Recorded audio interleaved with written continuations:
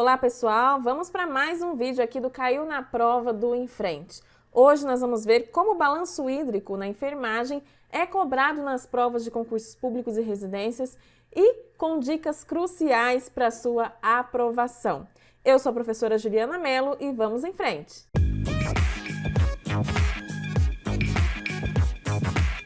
Bom, pessoal, como eu falei para vocês, nós vamos aqui ver como o balanço hídrico é cobrado aí nas provas, tá? Mas antes, já vou pedir para você ir se inscrevendo no canal, ative as notificações para você não perder as novidades, siga a nossa página lá no Instagram e também conheça as nossas apostilas digitais em PDF, nossos materiais que são focados na sua aprovação nos concursos públicos e residências em enfermagem e demais áreas da saúde. Lá no nosso site você vai encontrar materiais de legislação do SUS, políticas de saúde, epidemiologia e conhecimentos específicos de enfermagem, todos com a teoria completa e atualizada, dicas, além de questões para você treinar sobre os temas. Para você conferir os nossos materiais, é só você acessar o nosso site www.enfrenteenfermagem.com.br. O link do site está aqui na descrição deste vídeo e também o site está aí na tela para você durante esta videoaula, beleza? Bom, pessoal, então sem mais delongas, nós temos aqui uma questão para a gente analisar hoje, tá? Que foi uma questão que caiu numa prova de residência em enfermagem intensivista, beleza? A questão dizia o seguinte: um dos mecanismos de controle hidroeletrolítico e metabólico em terapia intensiva é o controle hídrico de 24 horas, geralmente realizado pela equipe de enfermagem, mas com os dados analisados por todos para definição ou redefinição de condutas. Em análise ao caso, MAS, 39 anos, encontra-se internado em uma unidade de terapia intensiva com quadro grave de insuficiência respiratória aguda em ventilação mecânica com uso de sonda nasoentérica para a alimentação, sonda vesical de demora, acesso venoso central em veia subclávia esquerda e pressão arterial invasiva em artéria radial direita. De acordo com a prescrição médica, o paciente está fazendo uso de protetor gástrico, drogas vasoativas, noradrenalina, sedação e dieta enteral. Ao receber o balanço hídrico do técnico de enfermagem, o enfermeiro observou que os ganhos das últimas 24 horas foram de 10 ml de protetor gástrico, administrado às 6 horas da manhã, 500 ml de dieta enteral, 250 ml de drogas vasoativas e 250 ml de sedação, e 500 ml de hidratação venosa, todas em bomba de infusão. Já as perdas foram de 1.100 ml de diurese e 105 ml de resíduo gástrico. Nesse caso, o balanço hídrico final do paciente é...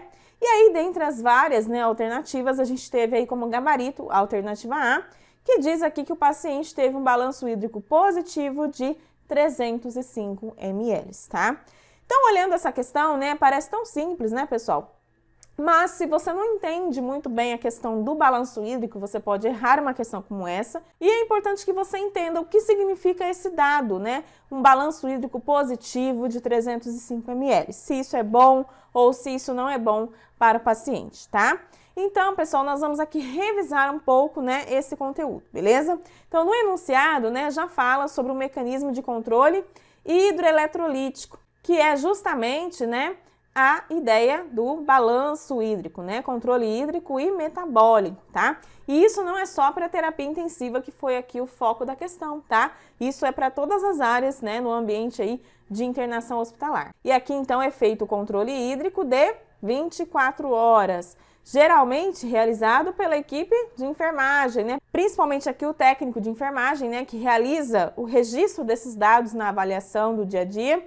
Porém, esses dados, são analisados por todos da equipe, principalmente a equipe médica, para definir ou redefinir as condutas, para o caso daquele paciente, tá? Então, antes da gente entender o que aconteceu aqui nessa questão, vamos pensar um pouquinho sobre o que é o balanço hídrico, beleza?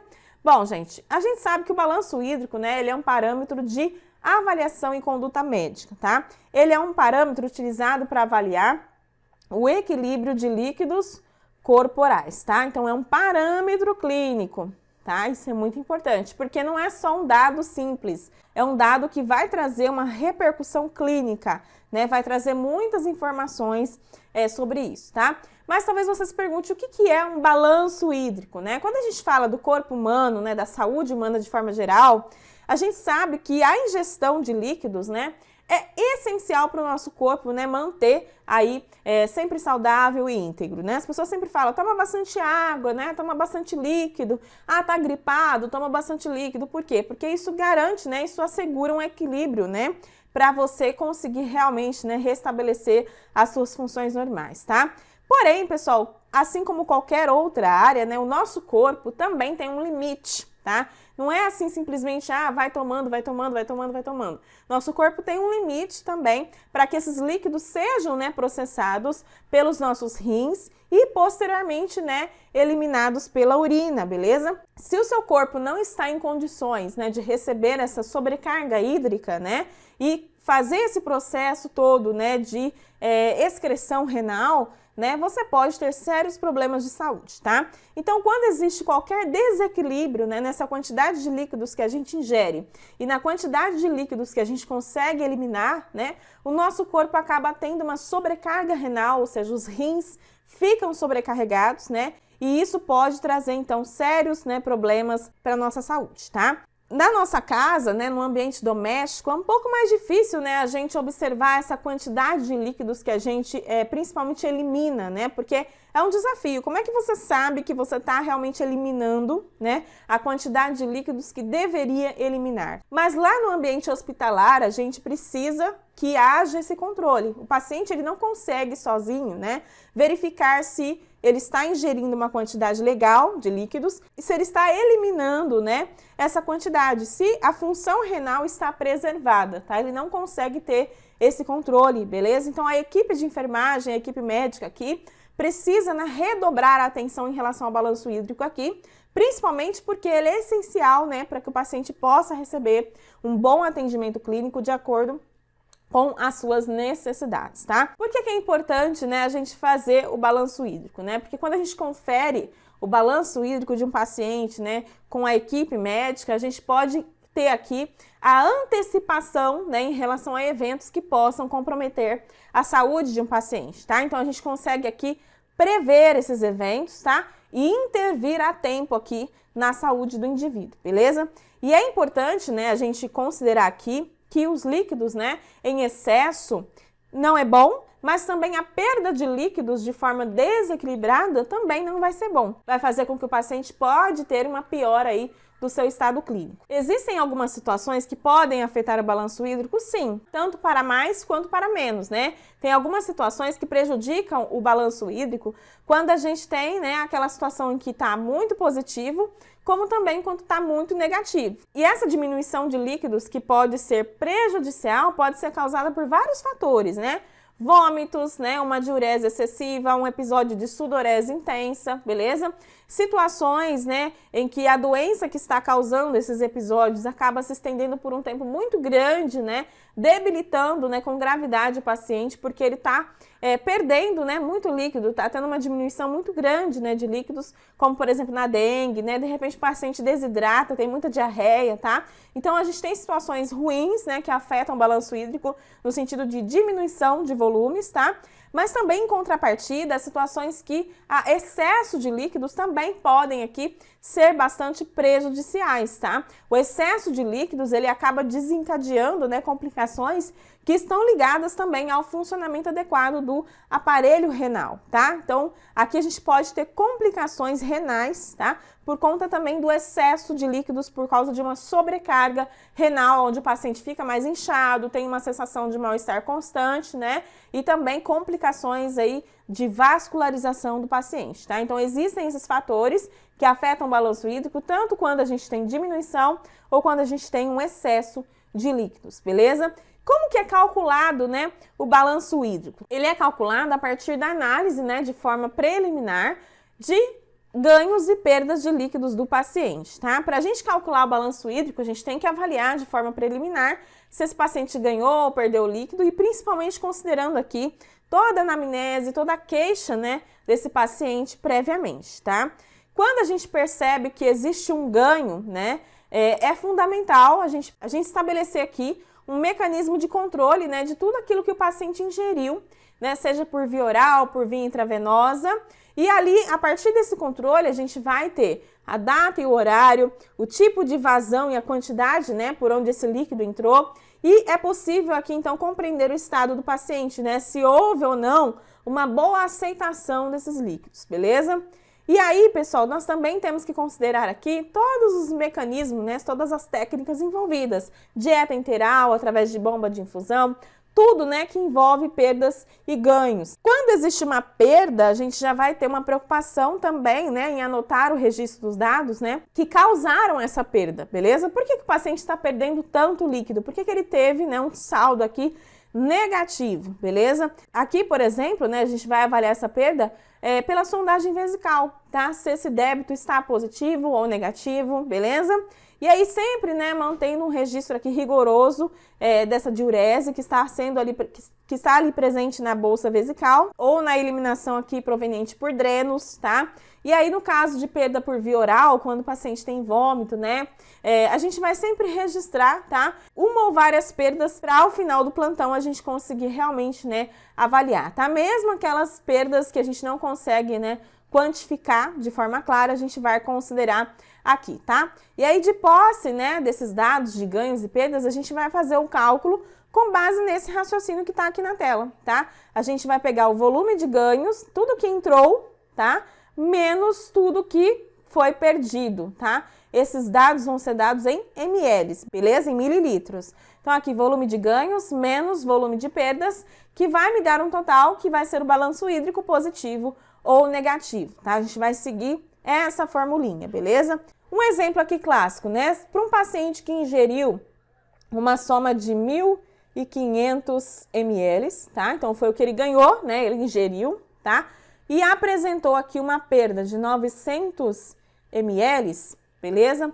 A gente vai ter aqui como resultado de balanço hídrico 600 ml. Aqui são 600 ml positivo, tá? Então, aqui significa que o balanço hídrico do paciente, né, no período analisado, é positivo, ou seja, ele teve mais ganhos do que perdas, beleza? O que pode ser considerado ganho aqui, tá? Tudo que é adicionado ao corpo do paciente, independente do meio, né, que foi aí administrado, pode ser considerado ganho, tá? A gente pode aqui, por exemplo, considerar soro fisiológico, chás, sopa, água, medicamentos, drogas sedativas, drogas vasoativas, sucos, tudo isso podem ser considerados ganhos, tá? O ganho não é necessariamente aquilo que o paciente ingeriu pela via oral e nem também só aquilo que ele recebeu, por exemplo, através do soro, beleza? A gente aqui vai ter que considerar tudo que entrou literalmente, tá? E o que pode ser considerado aqui perda? Diferente do que é considerado ganho, né? Quando a gente fala de perda em balanço hídrico, a gente tem que compreender que tudo aquilo que se elimina, né, do corpo pode ser entendido como perda, beleza? Então aqui a gente vai considerar a urina, os fluidos que são expelidos através de um dreno ou de uma bolsa de coleta, as fezes que são eliminadas em forma de líquido ou, né, em estado semilíquido, vômitos, linfa, sudorese, qualquer outra secreção, tá? Nos mais diversos meios de eliminação podem ser considerados perdas aqui, beleza? É importante destacar que todas as perdas intestinais, de alguma forma, né, contêm líquidos, beleza? Mas apenas aquelas que estão mesmo em estado líquido ou semilíquido são consideradas como perdas quando a gente está fazendo o registro do balanço hídrico do paciente, tá? Então é muito importante você entender como é feito esse raciocínio, beleza? Bom, pessoal, então voltando aqui para a nossa questão, né? O que a gente teve aqui? Que de acordo com a prescrição médica, o paciente estava fazendo uso de protetor gástrico, drogas vasoativas, então ele teve vários meios, né, de entrada aqui de ganhos e perdas, beleza? E aí lá, quando o técnico, né, de enfermagem passou o balanço hídrico para o enfermeiro, o profissional percebeu, né, que os ganhos, olha só, os ganhos das 24 horas foram 10 ml de protetor gástrico, né, 500 ml de dieta enteral, 250 ml de drogas vasoativas, 250 ml de sedação e 500 ml de hidratação venosa, todas em bombas de infusão. Então, aqui são os ganhos, tá? São os ganhos desse paciente, beleza? Já aqui, ó, as perdas, tá? Foram de 1.100 ml de diurese, ou seja, é o que o paciente eliminou, tá? E 105 ml de resíduo gástrico, beleza? Aqui, então, são as perdas, tá certo? Colocando tudo isso, né, no papel, a gente tem exatamente o que tá aí na tela para você. Tudo que foi administrado, ó, 10 ml por protetor gástrico, 500 ml de dieta enteral, 250 ml de drogas vasoativas, 250 ml de sedação, 500 ml de hidratação. Olha aqui tudo que a gente está considerando, né, aqui nesse total de ganhos, tá, de 1.510 ml, tá? Foi o total que deu aqui nessa soma, tá?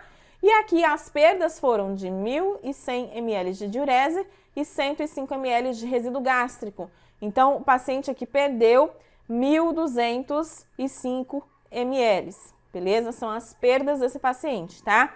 E aí, fazendo a conta, né, do balanço hídrico, nós tivemos justamente aqui os ganhos menos as perdas, tá? Totalizando um balanço hídrico de 305 ml positivo, beleza? Aqui, ó, positivo, tá? Então, significa que esse paciente mais ganhou do que perdeu, tá?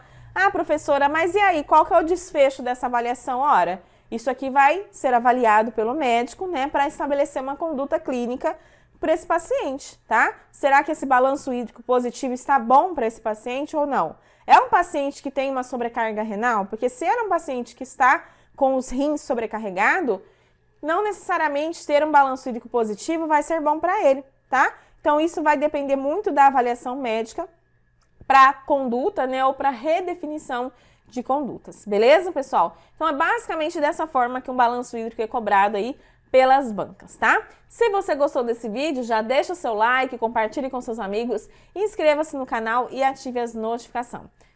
Um beijo e eu te vejo aqui na nossa próxima videoaula.